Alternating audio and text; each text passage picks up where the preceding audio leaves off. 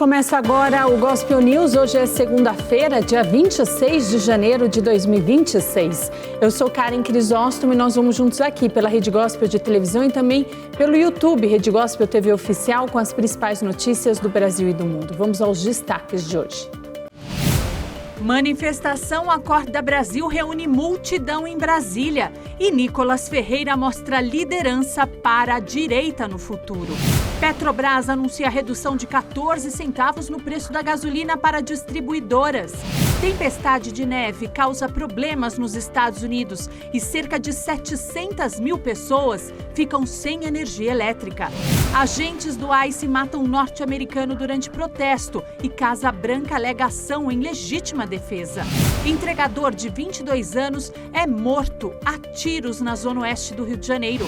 E ainda, FIFA lança a marca da Copa do Mundo Feminina de 2027 e inicia a contagem regressiva. Essas e outras notícias do Brasil e do mundo, agora no Gospel News. Uma boa noite a todos. Milhares de pessoas foram às ruas de Brasília em um protesto contra os presos políticos de 8 de janeiro e os recentes casos de corrupção no governo Lula. A Secretaria de Segurança Pública do Distrito Federal indicou que pelo menos 50 mil pessoas estiveram na manifestação. Ao longo dessa semana, milhares de civis se juntaram a Nicolas.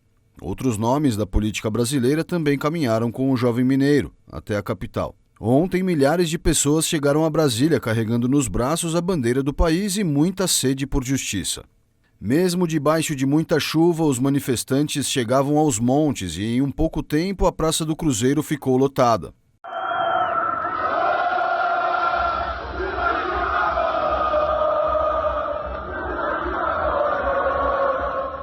Nicolas Ferreira aproveitou o momento e criticou a atuação dos ministros do STF, Alexandre de Moraes e Dias Toffoli.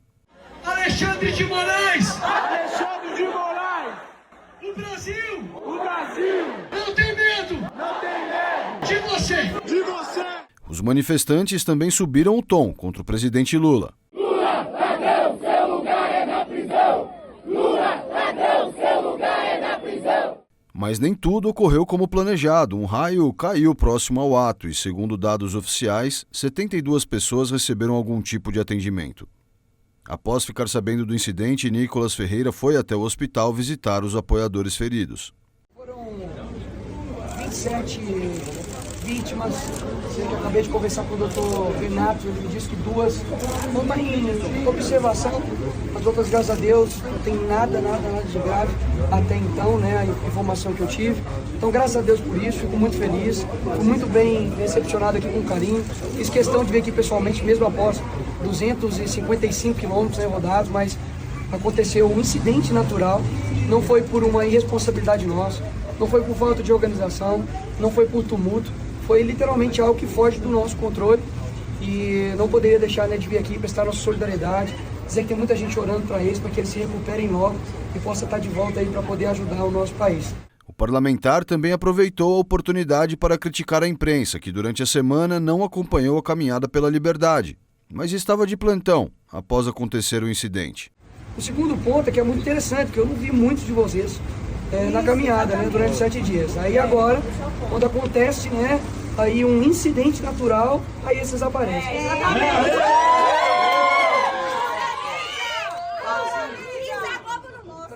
Para ser muito honesto, tirando o SBT que esteve, tirando o Metrópolis também que esteve, os outros demais, lamento, isso aí é para vocês. Agora, é muito previsível, né, o que essa parte da mídia faz. Porque no fim das contas é querer tentar destruir, manchar a imagem de um movimento que foi, sendo sincero, para mim foi muito bonito. Muitos querem reduzir a narrativa, dizendo que a marcha era para uma pessoa somente, ou que a caminhada era só para isso, sendo que, olha, o objetivo foi conquistado, as pessoas estão acordadas, e eu espero que elas tenham acordadas também exatamente para esse tipo de narrativa, que é para tentar, sabe, desgastar a nossa imagem, já que eles não conseguem, né, achar um contrato meu ali com o Banco Master, já que eles não conseguem achar dinheiro na minha cueca, já que eles não conseguem, né, achar uma mesadinha, né, como o filho do Lula recebe, aí precisa fazer o quê? Né? Precisa inventar narrativas. Graças a Deus, né, o povo brasileiro hoje deu um recado muito claro, estou muito feliz por hoje, findamos com um saldo muito bom de que o Brasil acordou. Muito obrigado, pessoal. O parlamentar, considerado por muitos o futuro presidente do país, foi muito tietado.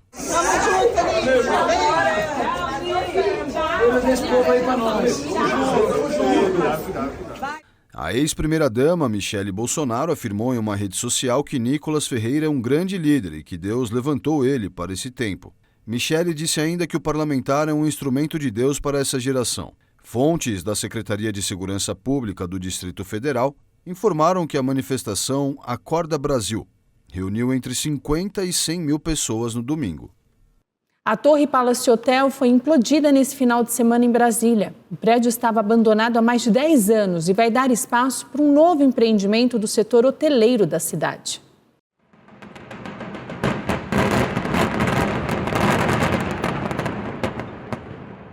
Foram necessários poucos segundos para o antigo Torre Palace Hotel vir ao chão neste domingo em Brasília. Ao final da implosão, os espectadores aplaudiram o trabalho coordenado pela Secretaria de Segurança Pública do Distrito Federal e pela Subsecretaria do Sistema de Defesa Civil. A Polícia Federal iniciou hoje os depoimentos de 8 investigados no inquérito que apura a compra do Banco Master. Nesta segunda-feira foram ouvidos Dário Osvaldo Garcia Júnior, diretor de Finanças e Controladoria do Banco de Brasília, André Felipe, diretor de uma empresa investigada, o empresário Henrique Souza e Silva e também Alberto Félix, superintendente executivo de tesouraria do Banco Master. De acordo com a programação da Polícia Federal, amanhã serão ouvidos outros 4 nomes, incluindo Luiz Antônio Bull, diretor de riscos, compliance, RH e tecnologia do Banco Master. As autoridades investigam a tentativa de compra do Banco Master pelo Banco de Brasília. Segundo a Polícia Federal, o Banco Master teria emitido certificados de depósito bancário com promessa de rendimentos de até 40% acima da taxa básica de mercado. Para os investigadores, o retorno oferecido era irreal, e o esquema pode ter movimentado cerca de 12 bilhões de reais. O presidente do Supremo Tribunal Federal, Edson Fachin, também se preocupa com o desenrolar das investigações. Isso porque o ministro responsável pelo processo, Dias Toffoli, sofre pressão para largar o caso. Em entrevista, Edson Fachin reconheceu a falta de apoio para a aprovação de um código de conduta no STF. Segundo Fachin, a proximidade das eleições presidenciais prejudicaria o debate, na visão de colegas. Fachin também comentou sobre a atual imagem da Suprema Corte perante a sociedade brasileira.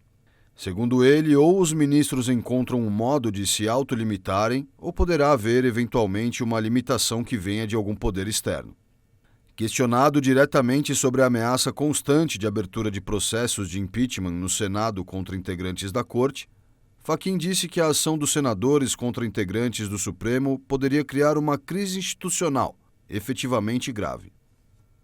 A Petrobras anunciou na manhã de hoje uma redução de 5,2% no preço da gasolina para as distribuidoras, cerca de 14 centavos por litro. A medida começa a valer amanhã. A redução no preço da gasolina entra em vigor amanhã para todo o Brasil. De acordo com a estatal, a redução de 5,2% vai baixar os preços para as distribuidoras em 14 centavos. Agora, o preço médio da gasolina passa a ser de R$ 2,57 por litro. Mas a empresa pondera que os preços praticados representam cerca de 1/3 do valor final pago pelos consumidores nos postos. A companhia informou também na manhã desta segunda-feira que deve manter inalterados os preços de venda do diesel para as distribuidoras. Segundo a Petrobras, a redução acumulada no preço do combustível é de 36,3% desde 2022. O Banco Central mostrou hoje que os gastos brasileiros no exterior somaram quase 22 bilhões de dólares no ano passado. Esse é o maior patamar desde 2014. De acordo com o Banco Central, o crescimento nos gastos dos brasileiros fora do país aconteceu em um cenário de aumento do nível de atividade econômica do país e também de queda da cotação do dólar. No Brasil, a moeda norte-americana caiu 11,18% frente ao real. Segundo informações, esse foi o maior recuo em quase 10 anos. O Ministério do Turismo mostrou hoje também que o Brasil registrou mais de 9 milhões de chegadas de turistas estrangeiros, o maior volume já observado na série histórica. Segundo o Banco Central, os estrangeiros deixaram aqui quase 8 bilhões de dólares. O déficit das contas externas brasileiras alcançou quase 70 bilhões de dólares no ano passado. Esse é o maior rombo anual desde 2014. O recorde negativo está relacionado à queda do superávit da balança comercial, que caiu cerca de 6 bilhões de dólares entre 2024 e 2025. Israel anunciou hoje a reabertura da fronteira de Rafah, que fica entre a faixa de Gaza e o Egito. De acordo com o governo israelense, a medida cumpre o acordo de cessar-fogo firmado com os terroristas do Hamas. O gabinete do primeiro-ministro Benjamin Netanyahu afirmou em uma rede social que a passagem está limitada apenas para pedestres, condicionada a um mecanismo de inspeção. Rússia, Estados Unidos e Ucrânia vão se reunir mais uma vez no dia 1º de fevereiro em Abu Dhabi. A próxima rodada de negociações entre Rússia e Ucrânia, com participação dos Estados Unidos, está marcada para 1º de fevereiro em Abu Dhabi. A data foi revelada neste sábado por um funcionário americano envolvido nas conversas que tentam encontrar um caminho para encerrar o conflito, iniciado há quase 4 anos. Outra fonte acrescentou que os encontros desta semana entre as partes na capital dos Emirados Árabes Unidos foram um grande passo, destacando que muito progresso foi alcançado. Em uma publicação no X, o presidente ucraniano Volodymyr Zelensky afirmou que muitos assuntos foram discutidos e é importante que as conversas tenham sido construtivas. Até o momento, nenhum detalhe substancial foi divulgado sobre qualquer progresso alcançado ou questões pendentes. Também neste sábado, a Ucrânia denunciou bombardeios russos durante a noite, que deixaram pelo menos 1 morto e 27 feridos, sublinhando que os mísseis não atingem apenas pessoas, mas também a mesa de negociações. Esta noite em Kiev aconteceu tudo de novo. Estas explosões, as noites sem dormir, a preocupação com os nossos filhos, com a nossa segurança, é tudo muito desgastante. Essas negociações que estão acontecendo nem sequer nos dão a esperança de algo melhor. A nossa única esperança está na resistência do nosso povo.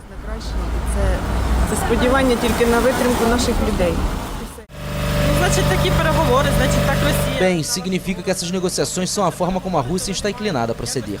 Se há negociações, então eles têm que parar com isso de alguma forma. Se realmente querem paz, têm que mostrar suas intenções de alguma maneira. E se eles estão bombardeando hoje, então eu já não sei. Estas são as primeiras negociações diretas conhecidas entre Moscou e Kiev sobre o plano proposto pelos Estados Unidos para encerrar a guerra, que já deixou dezenas de milhares de mortos desde 2022. E embora a diplomacia para encerrar o pior conflito na Europa desde a Segunda Guerra Mundial tenha voltado a ganhar impulso, Rússia e Ucrânia parecem estar em um impasse quanto à questão territorial. Cerca de 700 mil pessoas ficaram sem energia elétrica nesse final de semana nos Estados Unidos. Uma tempestade de neve paralisou os serviços e muitos supermercados estão sem estoque. Uma grande tempestade de inverno atinge os Estados Unidos. Ao todo, 20 estados, assim como a capital Washington, declararam estado de emergência. A tempestade avançava do sul e do centro em direção ao nordeste do país, com temperaturas gélidas que paralisaram o transporte e provocaram uma corrida por suprimentos. O site de monitoramento PowerOutage.com mostrava mais de 700 mil clientes sem eletricidade na manhã deste domingo, principalmente no sul dos Estados Unidos, onde a tempestade começou no sábado. As autoridades do Texas até a Carolina do Norte e Nova York instaram os moradores a permanecer em casa devido às condições perigosas. Foram registradas nevascas em toda a região central do território, incluindo Kansas, Oklahoma e Missouri, onde, segundo o Serviço Nacional de Meteorologia, alguns locais já contabilizavam 20 centímetros de neve acumulada na noite de sábado. Vários aeroportos em Washington, Filadélfia e Nova York tiveram quase todos os voos do dia cancelados. Segundo o site especializado FlightAware, mais de 14 mil voos com destino e origem nos Estados Unidos foram cancelados durante o fim de semana, e milhares mais sofreram atrasos. A tempestade, classificada como incomumente extensa e de longa duração pelo Serviço Nacional de Meteorologia, é causada pela chegada de uma massa de ar ártico procedente do Canadá. As baixas temperaturas esperadas após a tempestade podem durar até uma semana, com mínimas de sensação térmica previstas inclusive abaixo de 45 graus Celsius negativos em alguns locais. Os agentes federais de imigração mataram mais uma pessoa em Minneapolis.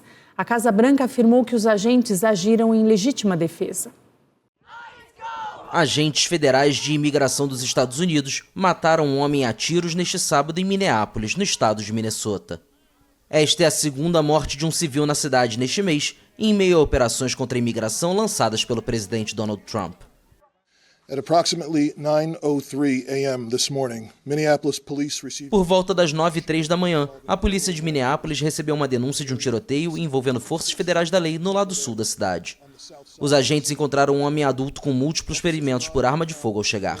Estavam sendo prestados cuidados para salvar sua vida e ele foi levado de ambulância ao Hennepin County Medical Center, onde posteriormente foi declarado morto. Hennepin County Medical Center, where he was later pronounced deceased. O prefeito de Minneapolis, Jacob Frey, fez um apelo ao presidente Trump. To President Trump. This is a moment to act like a leader. Ao presidente Trump, este é um momento para agir como líder. Coloque Minneapolis, coloque os Estados Unidos em primeiro lugar neste momento. Vamos alcançar a paz. Vamos encerrar esta operação e digo que nossa cidade vai se reerguer.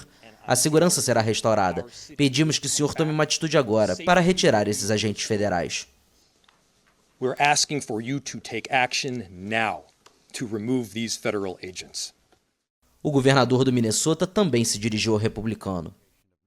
Donald Trump, I call on you. Donald Trump, apelo mais uma vez para que retire essa força do Minnesota. Eles estão semeando caos e violência. Temos visto repetidamente violência mortal por parte de agentes federais. Again and again and again. O governo dos Estados Unidos insistiu que seus agentes agiram em legítima defesa. During this operation, an individual approached U.S. Border Patrol agents. Durante essa operação, um indivíduo se aproximou de agentes da patrulha de fronteira dos Estados Unidos portando uma pistola semiautomática de 9mm. Os agentes tentaram desarmar o indivíduo, mas ele resistiu violentamente. Temendo por sua vida e pela vida e segurança dos demais agentes, um agente de patrulha de fronteira efetuou disparos defensivos. Socorristas no local prestaram atendimento médico ao homem, mas ele foi declarado morto no local. Delivered medical aid to the subject, but the subject was pronounced dead at the scene. O presidente americano se pronunciou na plataforma Truth Social, onde acusou o prefeito de Minneapolis e o governador do Minnesota de incitar a insurreição com sua retórica pomposa, perigosa e arrogante. A morte deste sábado veio menos de 3 semanas depois que a cidadã americana Renee Good foi baleada e morta por um agente do Serviço de Imigração e Controle de Alfândega, o chamado ICE, durante uma operação contra imigrantes irregulares. E a morte desse norte-americano provocou indignação nacional e novos protestos na cidade de Minneapolis. Alex Preti foi a segunda vítima fatal em pouco mais de 15 dias. Domingo de luto em Minneapolis, estado americano do Minnesota. Na véspera, Alex Preti, um enfermeiro de 37 anos, foi morto a tiros por agentes federais. Ele foi a segunda vítima na cidade, em pouco mais de 15 dias, da ofensiva contra a imigração ordenada pelo governo de Donald Trump. O Departamento de Segurança Interna afirmou que um agente da patrulha de fronteira disparou tiros de defesa porque o homem teria se aproximado dos policiais com uma pistola e depois resistido violentamente a uma tentativa de desarmá-lo. Mas imagens de vídeo levantam sérias dúvidas sobre a versão. A morte de Preti também gerou revolta, assim como a de Renee Good. Em 7 de janeiro, um policial do Serviço de Imigração e Alfândega, chamado ICE, matou a tiros a americana. Mais recentemente, a prisão de um menino de 5 anos por funcionários da mesma agência causou indignação. A sequência de fatos levou as pessoas às ruas da cidade. Isso é um absurdo. Quantas vezes mais isso precisa acontecer? Esse governo não tem respeito pela humanidade e pelos direitos civis. Por isso nos reunimos, por isso protestamos.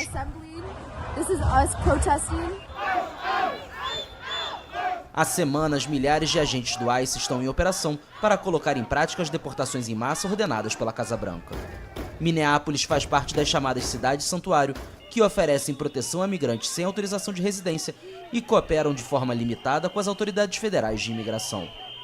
O governador do Minnesota, Tim Walz, exigiu que a investigação sobre a morte de Preti seja conduzida por autoridades locais e afirmou que não se pode confiar no governo federal, antes de acusar o ICE de semear caos e violência. O presidente dos Estados Unidos, Donald Trump, ameaçou impor tarifas de 100% ao Canadá, caso o país avance em um acordo comercial com a China. o presidente Donald Trump ameaçou neste sábado impor tarifas de 100% às importações canadenses para os Estados Unidos, caso se concretize um acordo comercial entre o Canadá e a China, após um pacto preliminar anunciado na semana passada entre Ottawa e Pequim. Na plataforma Truth Social, o republicano disse que se o primeiro-ministro canadense Mark Carney acha que vai transformar o Canadá em um porto de descarga para que a China envie bens e produtos aos Estados Unidos, está muito enganado. As relações entre Washington e o vizinho ao norte têm sido turbulentas desde que Trump voltou à Casa Branca há um ano, marcadas por disputas comerciais e pela intenção declarada do mandatário de anexar o Canadá como o 51º estado do país. Isso se soma à disputa retórica entre Carney e Trump nesta semana no Fórum Econômico Mundial em Davos. O discurso do primeiro-ministro canadense recebeu uma ovação de pé por sua avaliação de uma ruptura na ordem global liderada pelos Estados Unidos. O presidente americano respondeu um dia depois e assegurou que o Canadá vive graças aos Estados Unidos. Em seguida, retirou o convite feito a Carney para integrar seu Conselho de Paz, órgão que criou para buscar resolver os conflitos globais. Trump insiste que seu país não precisa ter acesso a nenhum produto canadense, o que teria consequências de grande alcance para Ottawa, que depende em grande medida do comércio com os Estados Unidos, já que envia 3/5 de suas exportações para lá. Setores chaves canadenses como o automobilístico, o de alumínio e o de aço foram afetados pelas tarifas setoriais globais impostas pelo bilionário. O impacto, no entanto, foi atenuado pelo TMEC, Tratado de Livre Comércio norte-americano, integrado por México, Estados Unidos e Canadá. Diante da guerra comercial iniciada por Trump, Carney se concentra em duas frentes: aumentar o comércio interno e buscar novos mercados na Ásia e na Europa. Canada thrives because we are. Um jato particular com 8 ocupantes caiu durante a decolagem no Aeroporto Internacional do Maine, nos Estados Unidos. Até o fechamento da edição, as autoridades locais não haviam divulgado ainda informações oficiais sobre o estado de saúde dos passageiros e dos tripulantes. A Agência Federal de Aviação dos Estados Unidos iniciou os trabalhos para entender a dinâmica do acidente. Subiu para 17 o número de mortos em um deslizamento de terra na Indonésia. Um deslizamento de terra deixou pelo menos 8 mortos e mais de 80 desaparecidos neste sábado na ilha de Java, na Indonésia. A região de Bandung Ocidental, a sudeste de Jakarta, foi atingida por fortes chuvas, fazendo com que a lama invadisse casas durante a madrugada.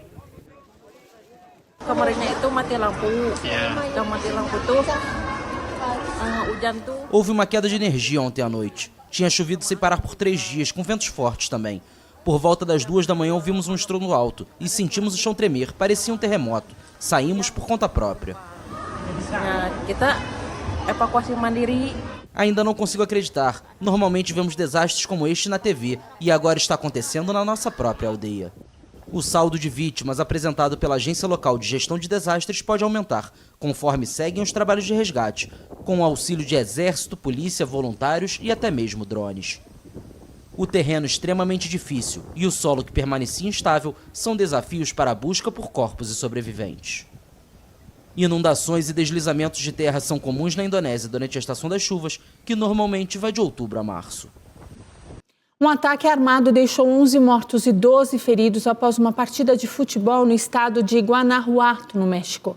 O prefeito de Salamanca, César Prieto, afirmou que homens abriram fogo aleatoriamente e que uma criança também foi atingida. Guanajuato é um dos estados mais violentos do país, com mais de 2.000 assassinatos registrados só no ano passado. Um aposentado de 75 anos morreu afogado após ser arrastado por uma enxurrada que atingiu a Vila Guilherme, na zona norte de São Paulo. De acordo com o boletim de ocorrência, Romeu Macione Neto foi retirar o carro que estava estacionado na rua, mas acabou arrastado pela água e ficou preso debaixo de outro veículo.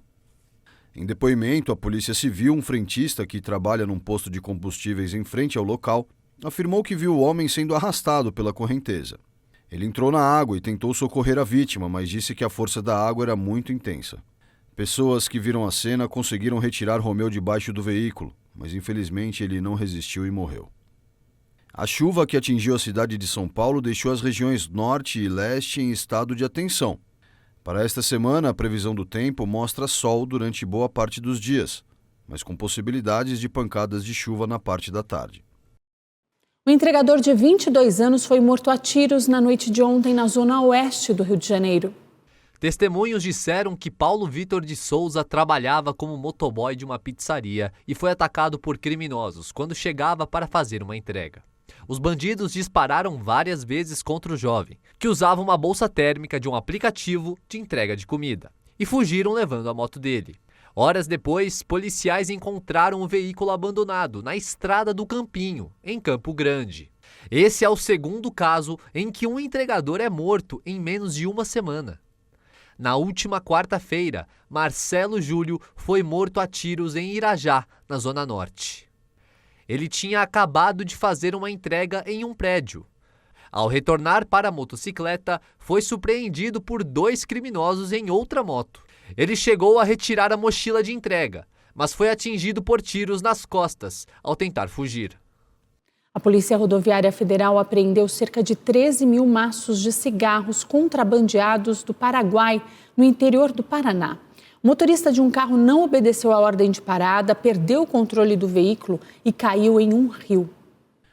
Os agentes iniciaram uma abordagem na madrugada de domingo, mas após a ordem de parada, o motorista acelerou o carro, dando início a uma perseguição. 10 quilômetros depois, o condutor do veículo perdeu o controle em uma ponte e caiu no rio.